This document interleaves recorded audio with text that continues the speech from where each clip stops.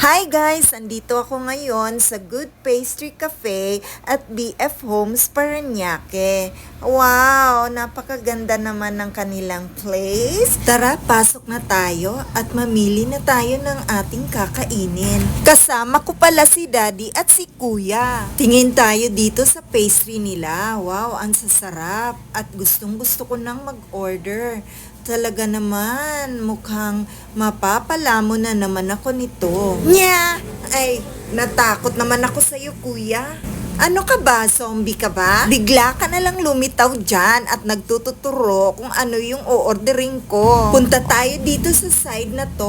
O, diba? Tingnan mo yung staff nila. Ready na for Halloween party. Hello, Black Lady. Andiyan ka na naman. Labas-labas naman dyan pag may time. At alam nyo ba guys, may secret tunnel pala itong Good Pastry. Ayan, pasok tayo. Wow, mukhang daran! Ang ganda! Meron palang projector screen dito. Pasok pa tayo doon sa loob at hanggang sa dulo. Saan ba tayo aabutin nito? Ayun, gusto nyong pumasok doon sa loob? Wag na, at mirror lang yan. Tingnan nyo naman, hindi ako ready. Tingnan nyo ang suot ko, napaka-casual. At parang nasa bahay lang. Tinawagan lang kasi ako ni Habi na sa Good Pastry kami kakain. At go naman kaagad ang lola nyo. Ayan, nag-iba na naman ang kanilang projector. Ayan, naging bahay naman na punong-puno ng snow. At eto na nga ang pinakahihintay natin, nag-start na si Zombie na mag-food serving.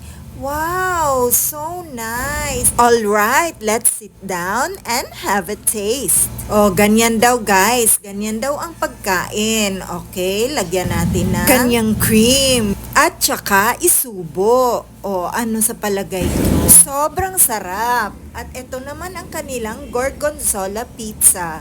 At ang kanilang cheese ball kasu. Oh no, nakakatakam.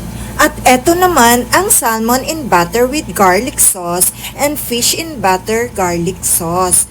Wow, grabe. Talaga namang pang-famous. At ito ang favorite ko talaga sa lahat, ang asparagus. At eto naman ang cheese ball kasu, breaded ground pork stuffed with mozzarella cheese, comes with sauces and shredded cabbage on the side. So yummy! At nag-try din ako nitong drinks nila. Blueberry yogurt, a mixture of yogurt and blueberry puree.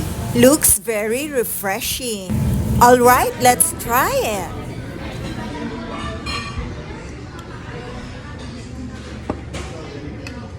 So, overall experience, 9 out of 10. Kaya, tara, let's eat.